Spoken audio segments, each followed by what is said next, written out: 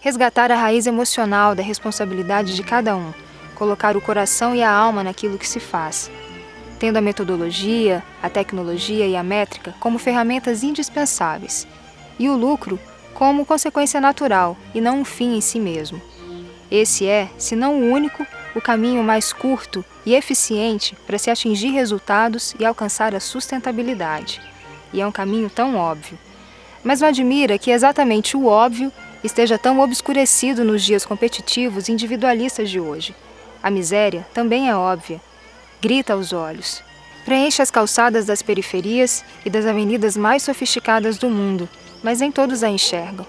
E é para nos ajudar a enxergar a miséria e também esse caminho mais simples para a sustentabilidade que o escritor, poeta, cineasta, músico e escultor e gerente de responsabilidade social, Sidenberg Rodrigues, lançou seu segundo livro, Miséria Móvel.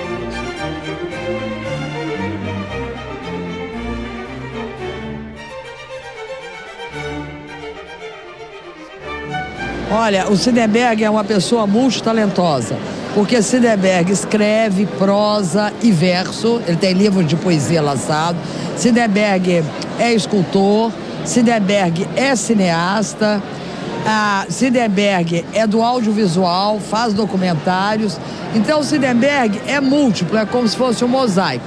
Essa noite nós estamos tendo o Sidenberg escritor, e mais do que o escritor, é o Sidenberg responsabilidade social. Você não pode dividir o mundo em ricos e pobres, você não pode dividir em nações ricas e nações pobres. Todo mundo hoje tem um pouco de tudo. E mesmo os países ricos têm aí uma cara de miséria que não conseguiu resolver. Então chama a atenção da gente para essa dimensão social do negócio das empresas. O Sidenberg tem um olhar muito especial sobre o mundo, é um olhar humanizado sobre o mundo. Então, assim, só de ler o prefácio e a apresentação dele eu já me comovi como estou me comovendo agora. E certamente esse livro vai representar, eu acho que para a sociedade, para ricos e para pobres, uma visão da miséria, de que, como dizia o poeta cantor, que miséria é miséria em qualquer canto, riquezas é que são diferentes. Sidenberg, eu acho que prova isso nesse livro. Entender o poder transformador de um livro tão simples fica mais fácil quando o compreendemos como parte da obra maior do autor, que é a sua rede do bem, como ele gosta de chamar. Uma extensa e diversificada rede de amigos, colegas de trabalho e de militância que ele aglutina por onde passa, graças a uma postura crítica e ao mesmo tempo amorosa e solidária sobre a realidade humana. Postura proclamada em livros, filmes, palestras e principalmente em ações cotidianas, como pessoa, cidadão e executivo de comunicação e responsabilidade social. Eu fui surpreendido pelo Sidenberg com essa perspectiva, com esse olhar. E é um olhar muito interessante, porque a gente tem geralmente a espiritualidade por um outro lado, um outro viés. E esse viés que ele nos mostra, que ele nos apresenta, é um viés muito mais simples, né? E que realmente, se a gente parar e pensar, é um viés que pode dar um resultado muito grande em prol do próximo.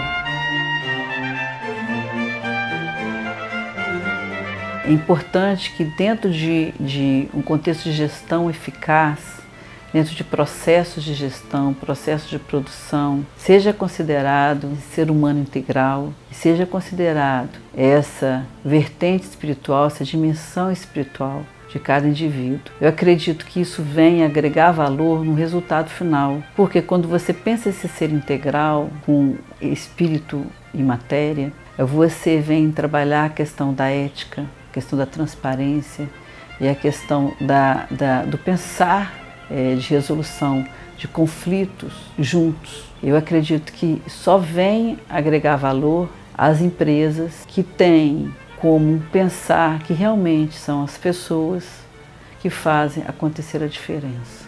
O resultado disso tudo é que eu vejo que as instituições olham a empresa como uma parceira social, não como uma investidora social simplesmente. E através desse trabalho, elas conseguem potencializar aquele recurso. A probabilidade dele ser mal empregado, mal utilizado, ela é mínima, para não dizer nula, né? Porque elas têm orientação, há um acompanhamento, um monitoramento, né? Todo um treinamento em torno disso. Então as instituições elas se sentem num porto seguro. E isso realmente traz um reflexo de transformação social. É muito diferente das gerências tradicionais do meio empresarial. Por essa visão, acredito, espiritualizada. Isso dá um retorno fantástico. Eu acho que ele tem um perfil de um gerente que todo empregado gostaria de ter. Porque a gente é feliz, entendeu? Então, uma pessoa feliz, ela produz muito mais. Ele nos ouve, traz mais harmonia, mais compreensão, porque ele está sempre preocupado com o ser humano em primeiro lugar. Então, assim, sempre reconhecendo o nosso trabalho, enquanto equipe que somos, e isso nos traz assim, muita segurança, muita felicidade. E quando nós estamos felizes, automaticamente a gente trabalha mais feliz, a gente produz mais e a gente faz com mais amor.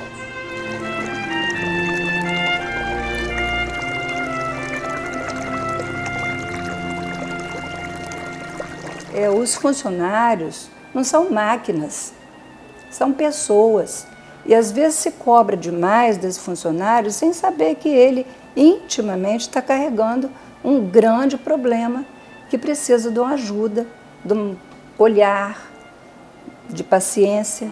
As pessoas precisam de um apoio moral, precisam de uma conversa. O que é uma empresa dialógica? Uma empresa que abre o coração e a alma e bota o coração e a alma nos seus projetos sociais. Os seus empregados trabalham com o coração e a alma e paixão pelo que fazem.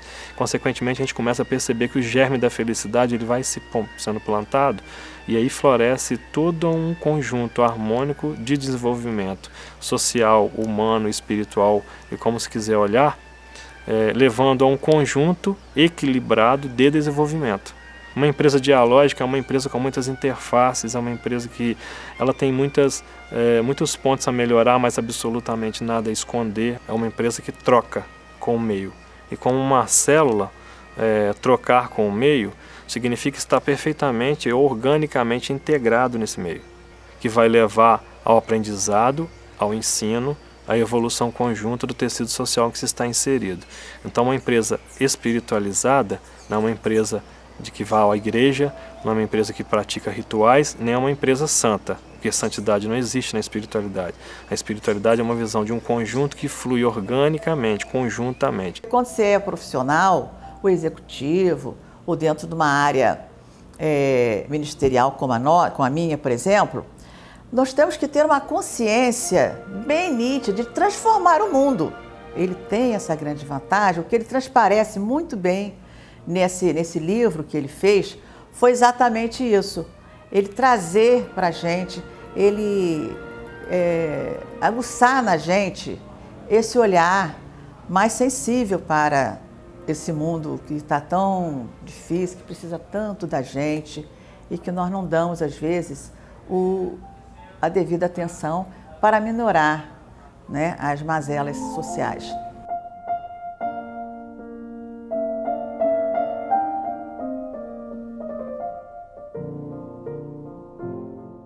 Ele tem uma preocupação diferente, apesar de ele estar trabalhando num ambiente assim, que é muito voltado para resultados, e resultados às vezes também são expressos em moeda, vamos dizer assim, ele se preocupa com outro tipo de resultado, né? Um resultado, enfim, do investimento social que a empresa pode fazer, que o grupo em que ele trabalha pode fazer, né? Enfim, efetivamente ele vai aos locais, às comunidades em que a empresa dele está envolvida. Ele é aquela pessoa que está aqui com a gente.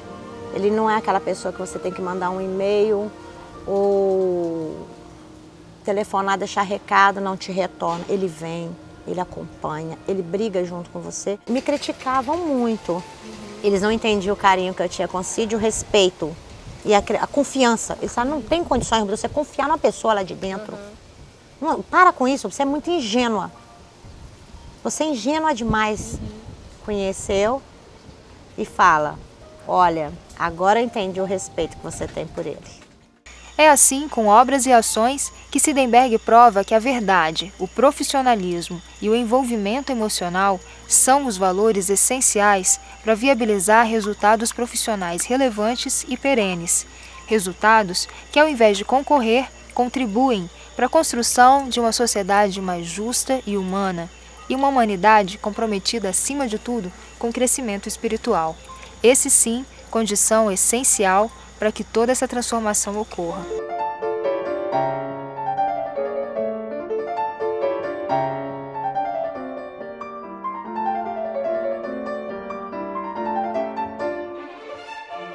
O capitalismo é um sistema excludente por natureza. Você não pode dar meios de produção. Se a gente dá o mesmo poder de compra para todas as pessoas do planeta atualmente, a gente destrói o planeta. Então o capitalismo ele tem essa colateralidade, né? Porque ele pressupõe o consumo. Mas foi o sistema que prevaleceu, né? Apesar de tudo. O desfecho natural do capitalismo foi a internacionalização das economias num contexto neoliberalista, onde o mercado passa então a ocupar o papel de Deus ou a ter mais importância que o Estado e a própria vida. Não estaríamos aí diante de uma nova forma de ditadura? Isso intensifica a concentração de riqueza, o consumo extremo, o desequilíbrio econômico e as desigualdades sociais. Por outro lado, as relações complexas e as práticas pouco responsáveis do mercado atual compreendem uma certa subjetividade de difícil controle e previsão. Não se pode imaginar onde isso vai chegar. O excesso dessa bolha especulativa, concentradora de vantagens e consumista que criamos, mais cedo ou mais tarde vai se retrair. Mas a explosão e a inevitável retração dessa bolha, infelizmente, não vai resolver o problema da miséria global. A necessidade de se mudar é a consciência individual, predadora e antropofágica dessa voracidade mercadológica que vivemos e deixar que o amor incondicional dê mais solidez às bases de um novo modelo civilizatório. É isso que chamo de espiritualidade. Ela está além das questões religiosas, étnicas, morais, sexuais ou ideológicas.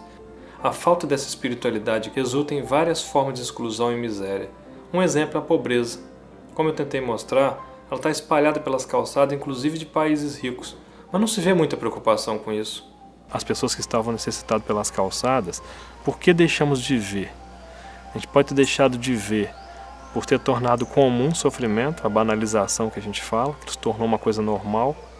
E também porque a gente está numa pressa de uma rotina que a gente se deixa, que nos impõe, ou que a gente mesmo se impõe, que a gente está correndo atrás de alguma coisa que a gente nem mesmo sabe o que, com tempos curtíssimos, cronogramas apertadíssimos, e não temos tempo a perceber nem nós mesmos, quanto mais o outro, que precisa de ajuda. O Siedenberg é um executivo, tem uma rotina de trabalho absurda, e ainda assim ele consegue ter essa sensibilidade e ter o olhar para o outro, né? E talvez seja isso que dê a ele sentido para a sua vida e dê ânimo a ele, crie nele convicções de que é possível fazer a diferença mesmo no mundo corporativo, né? É possível agregar valor humano genérico mesmo nas relações corporativas, sem perder a perspectiva do lucro, sem perder a perspectiva de que é um lugar de competitividade, mas talvez ele consiga se energizar, né, e renovar suas convicções e ser feliz no que ele faz, porque ele consegue ter essa sensibilidade, ele consegue ter esse olhar diferenciado para as pessoas, para o mundo que está à volta dele. Eu sempre vejo Siedenberg com uma crença muito grande no poder de transformação que o homem, né, ele pode ter, né, desde que ele canalize isso para o bem, né. Então eu vejo isso no Siedenberg, essa força canalizadora, sabe, né, pro bem, pro bem-estar, em busca de uma sociedade mais justa, igualitária, né, e ele consegue se emocionar com as mazelas, então ele consegue fazer com que as ações dele produzam resultados. Levar a quem for necessário essa consciência do ser humano de deixar a sua mesa, o seu conforto e considerar que nosso tempo aqui é curto, que a vida está aqui para nós como uma oportunidade de aprendizado, de aperfeiçoamento, e que ela nos é tirada a qualquer momento sem que nós talvez estejamos preparados para isso. É preciso que a gente se prepare. E como nos preparar para enfrentar esse dia? Como diz o Cid na espiritualidade, sendo bons, honestos, justos, sobretudo justos, humanos, tratando as pessoas com respeito, amando, porque eu acho que o principal fator de tudo isso que nos envolve nesta vida é o amor a Deus em primeiro lugar e o amor pelo nosso próximo.